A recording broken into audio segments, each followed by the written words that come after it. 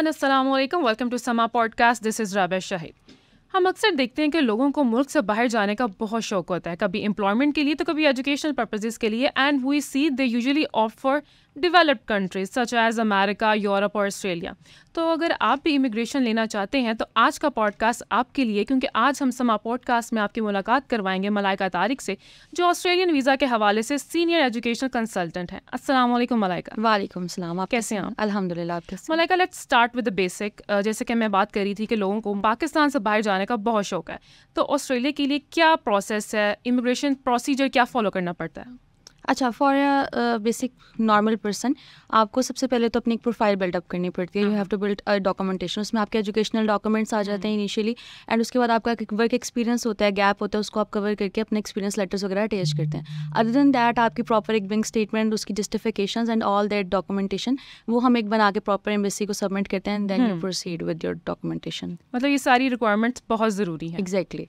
अच्छा, वो इसी कि अगर पाकिस्तान के हालात देखें तो हर कोई एम्प्लॉयमेंट से बहुत तंग है, मतलब पाकिस्तान से बाहर जाना चाहता है। सो डू यू थिंक कि Australia is the best option या किसी और मुल्क की तरफ भी फोकस करना चाहिए? There are multiple options, but Australia right now एक मार्केट में बहुत ऊपर आया है। उसकी रीज़न इज़ दैट कि ऑस्ट्रेलिया जो है वो PR के लिहाज से बहुत बेटर अपॉर्चुनिटीज़ प्रोवाइड करता है। आइदर वो स्टूडेंट है, कोई इमिग्रेंट है, बिकॉज उनकी पास एक various number of visa categories हैं। हमें स्किल्ड वीज़ाज़ भी मिलते हैं, हमें स्टूडेंट वीज़ाज़ भी मिलते हैं, तो इस वजह से Australia is better than other countries. Okay, तो अदर कंट्रीज़ में कौन सी कंट्री हैं जिनको आप ऑस्ट्रेलिया के बाद प्रेफर करती हैं कि यहाँ पर जाया जा सकता है फॉर एम्प्लॉयमेंट? एम्प्लॉयमेंट के लिहाज से अगर हम देखें तो USA and Canada are better, but Australia again is on number 1 employment and PR। Ultimately जो यहाँ से जा रहा है उसका बेसिक गोल इज़ दैट कि ही gains permanent residency.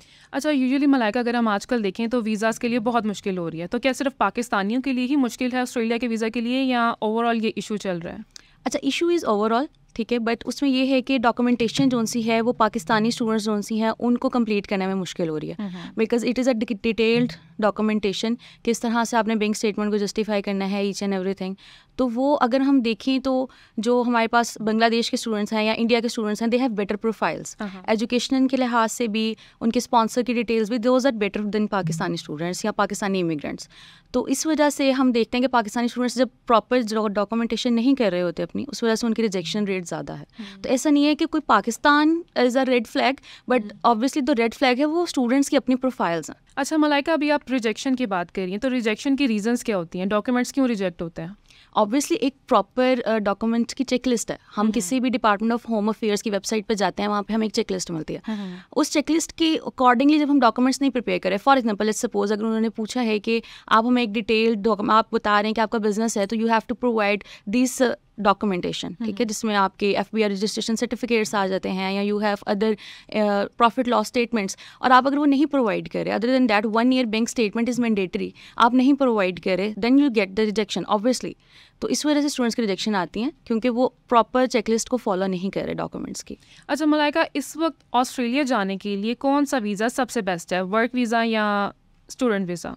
Both visas वर बेस्ट लास्ट ईयर अगर मैं बात करूं, बट राइट नाउ यहाँ पे ये है कि वर्क वीज़ा एक तो क्लोज हो गया, 476 इज़ क्लोज्ड, ठीक है। अभी स्पेसिफिकली फॉर ऑस्ट्रेलिया और एनी अदर कंट्री? नहीं, आई am talking about Australia. Okay, 476 उनकी एक सब क्लास है, that is close right now.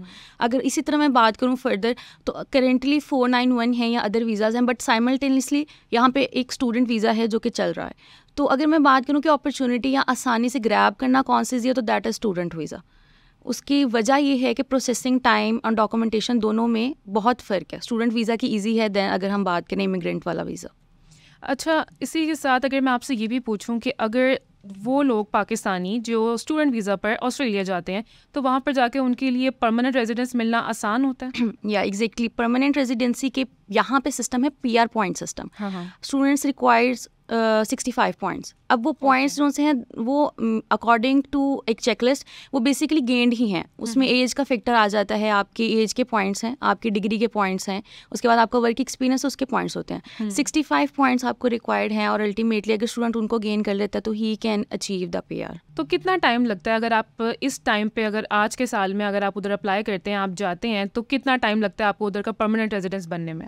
अगर एक स्टूडेंट वीज़ा पे स्टूडेंट जा रहा है तो it takes up to like 4 to 5 years, because उसकी पहले उसकी डिग्री कंप्लीट होगी, उसके बाद उसको वर्क परमिट मिलेगा, that is for 2 to 3 years। After the work permit student जो सा एलिजिबल होता है फॉर PR, तो it takes like 4 to 5 years to complete the PR process. अच्छा, हम पाकिस्तान में ये एक तो मिथ्स तो वैसे ही बड़ी कॉमन होती हैं, तो ये कहा भी जाता है कि भाई बाहर चले जाओ, पैसा ही पैसा है। तो ऑस्ट्रेलिया जाकर एक जो पाकिस्तानी है वो कितना मैक्सिमम अच्छा कमा सकता है एज़ कम्पेयर टू पाकिस्तान? अच्छा, एज़ कम्पेयर टू पाकिस्तान तो बहुत ऑब्वियसली मिथ्स नहीं है, इट इज़ ट्रू, ठीक है। बट उसमें ये है कि ऑब्वियसली वहाँ पे जो वेज रेट है दैट इज़ पर आवर, और पर आवर हमें नॉर्मली $35 मिल जाती है। 24 आवर्स अगर एक स्टूडेंट जा रहा है तो 24 आवर्स पर वीक वो जॉब कर सकता है। Ultimately he is going to earn like 4 to 5 lakhs per month, Pakistani में बात कर रही हूँ। तो पाकिस्तान में एम्प्लॉयबिलिटी उस तरह से नहीं है। अगर किसी को मिलती है इनिशियली स्टेज पे स्टूडेंट गेट्स जॉब लाइक 40,000 50,000, जबकि अगर वही स्टूडेंट ऑस्ट्रेलिया में अर्न कर रहा है तो PKR में 4 to 5 lakhs बनते हैं। तो इस तरह से वो ऑब्वियसली अर्निंग्स नहीं, मैं मिथ इस हवाले से कह रही थी कि अगर आप बाहर जाते हैं ऑस्ट्रेलिया में बैठकर अगर आप अर्न कर रहे हैं तो पाकिस्तान पैसे भेजेंगे, इट्स गोना बी ट्रिपल। ठीक है, पाकिस्तानियों के लिए तो आसानी होगी, लेकिन वो बंदा जो ऑस्ट्रेलिया में रह रहा है उसका खर्चा तो मुश्किल होगा ना। अगर एक स्टूडेंट की अगर ऑब्वियसली अगर आई am talking about a student, तो स्टूडेंट के लिए इनिशियली तो उसके ईयर हैं स्टडी ईयर वाले, वो थोड़े बहुत इस तरह से उसको बैलेंस मेंटेन करना पड़ेगा, बट अल्टीमेटली वो स्टूडेंट एडजस्ट कर जाता है और बहुत अच्छी तरह से वो मेंटेन करता है अपना लाइफस्टाइल वहाँ पे। अच्छा मलाइका, जैसे कि अभी आपने बताया कि 65 पॉइंट्स रिक्वायर्ड होते हैं फॉर PR परमानेंट रेजिडेंस के लिए, तो उसका प्रोसेस क्या होता है, मतलब कैसे अर्न किए जाते हैं वो पॉइंट्स? अच्छा, उसमें as I have told earlier कि 65 पॉइंट्स हैं। फर्स्ट ऑफ ऑल जो पॉइंट्स हैं दोज आर फॉर एज। अगर आपका एज ग्रुप 25 से 32 की रेंज में है तो आपको मैक्सिमम 30 पॉइंट्स मिल जाएंगे। तो 65 में से 30 ऑलरेडी स्टूडेंट के पास होते हैं, बिकॉज जो भी स्टूडेंट जा रहा है वो इसी रेंज कैटेगरी में फॉल कर रहा होता है, ठीक है। उसके बाद आपकी डिग्री के पॉइंट्स आ जाते हैं, जो कि 15, आप जो भी लेट्स सपोज आप बैचलर्स की डिग्री कर रहे हैं या मास्टर्स की डिग्री आपने की हुई है तो 15 पॉइंट्स उसके आपको मिलेंगे। तो 30 + 15 अल्टीमेटली आपके 55 पॉइंट्स यहीं से गेन हो जाते हैं। आप वहाँ पे जाके आइल्स अटेम्प्ट कर सकते हैं। अगर आप आइल्स में 8 तक बैंड स्कोर कर लेते हैं, because that is really easy, वहाँ पे जाके आपकी इंग्लिश इंप्रूव ही हो जाती है, पाकिस्तान वाली तो नहीं रहने वाली ऑब्वियसली।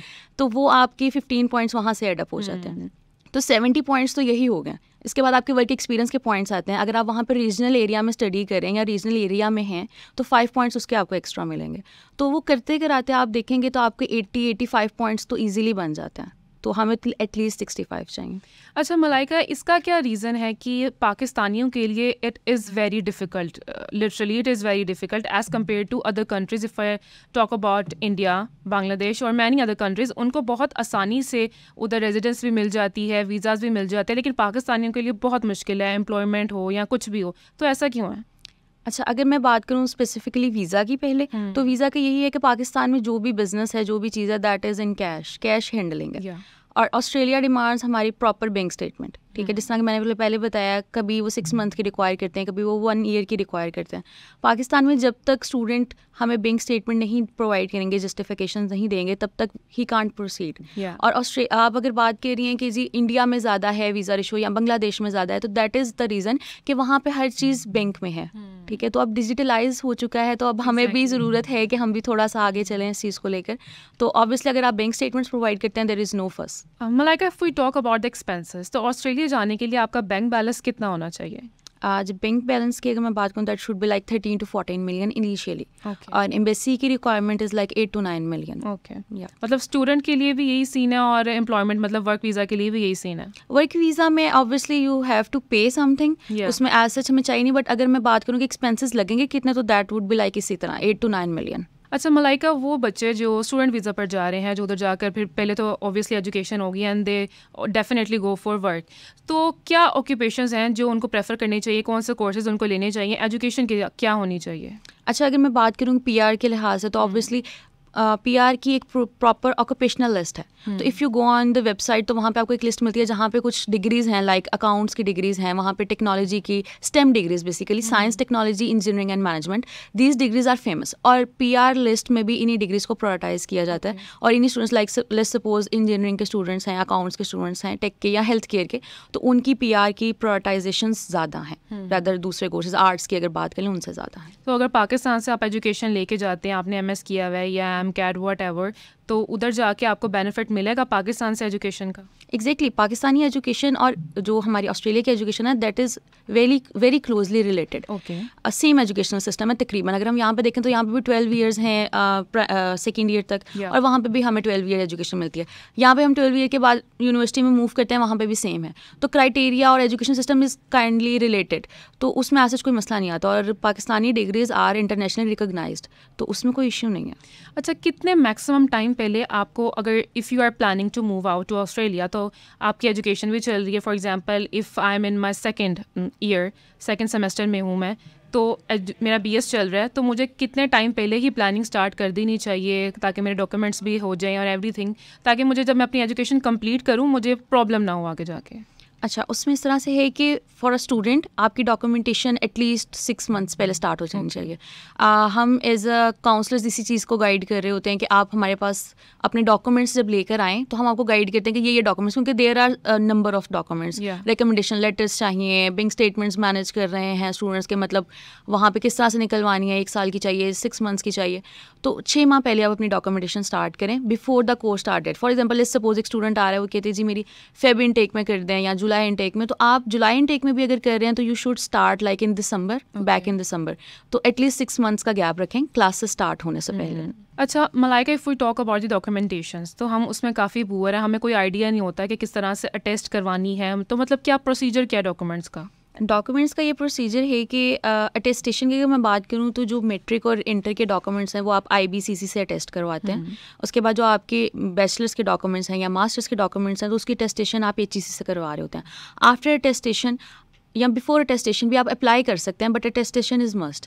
एप्लीकेशन के बाद आप वो डॉक्यूमेंट सबमिट करवा देते हैं यूनिवर्सिटी को, यूनिवर्सिटी आपको ऑफर लेटर जनरेट करती है, एंड आफ्टर दैट आप डॉक्यूमेंटेशन शुरू करते हैं आपकी स्पॉन्सर रिलेटेड, कि आपके स्पॉन्सर की सोर्स ऑफ इनकम क्या है, उसकी डॉक्यूमेंटेशन ऑब्वियसली वो एक डिटेल डॉक्यूमेंटेशन है कि आप क्या सोर्स ऑफ इनकम प्रोवाइड कर रहे हैं, उसके लिहाज से आप डॉक्यूमेंटेशन देते हैं, and then you move forward to unconditional offer letter, और उसके बाद आप वीज़ा अप्लाई करते हैं।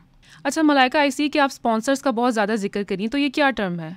बेसिकली ऑस्ट्रेलिया चेक करता है कि आपके जो स्पॉन्सर हैं who is going to sponsor the education, basically वो उनकी सोर्स ऑफ इनकम क्या है, वो क्या फाइनेंशियली इतनी कैपेसिटी रखते हैं कि वो आपको 1-2 साल के लिए ऑस्ट्रेलिया में एजुकेशन दिलवा सकें। तो बेसिकली उसके लिए हम डॉक्यूमेंटेशन तैयार करते हैं। इस टर्म को बेसिकली जो ऑस्ट्रेलिया यूज़ करता है दैट इज़ जेन्युइन टेम्परेरी एंट्रेंट या जेन्युइन स्टूडेंट रिक्वायरमेंट, GTE या GS रिक्वायरमेंट के नाम से इसको यूज़ किया जाता है। तो उसके अंदर प्रॉपर स्पॉन्सर की डिटेल्स दी जाती हैं कि लेट्स सपोज एक स्टूडेंट कहते हैं कि मेरे फादर मेरे स्पॉन्सर हैं, तो उस केस में फादर की बिजनेस है अगर तो बिजनेस के डॉक्यूमेंट्स लगेंगे, अगर फादर की प्रॉपर्टी है तो प्रॉपर्टी के डॉक्यूमेंट्स लगेंगे, मतलब प्रॉपर एक उसकी डॉक्यूमेंटेशन आएगी। लेट्स सपोज अगर प्रॉपर्टी है वो रेंट पे है तो उसके रेंटल एग्रीमेंट्स अटैच होंगे विद जस्टिफाइड बैंक स्टेटमेंट कि रेंट इस बैंक स्टेटमेंट में हमें आ रहा है, तो there is the detail documentation इस लिहाज से। तो I am talking about that sponsorship. Well thank you so much Malaika for informing us about this issue, क्योंकि लोगों को यूजुअली आइडिया नहीं होता है कि किस तरह से अप्लाई करना चाहिए, किस तरह से अप्लाई नहीं करना चाहिए, और यूजुअली जब वो अप्लाई कर रहे होते हैं तो बीच में जाके प्रोसेस उनका चल रहा होता है वो ड्रॉप कर देते हैं क्योंकि उन्हें समझ नहीं आ रही होती है। Well thank you so much for joining us. और इसी के साथ आज आपने जाना कि किस तरह से आप ऑस्ट्रेलियन इमिग्रेशन के लिए अप्लाई कर सकते हैं, whether you want to go for student visa और वर्क वीज़ा। तो आज की जो पॉडकास्ट की इन्फॉर्मेशन थी आपके लिए आई होप बहुत हेल्पफुल रही होगी, और इसी के साथ आपसे मुलाकात होगी इंशाल्लाह नेक्स्ट पॉडकास्ट में। मुझे दीजिए इजाज़त, बाय बाय।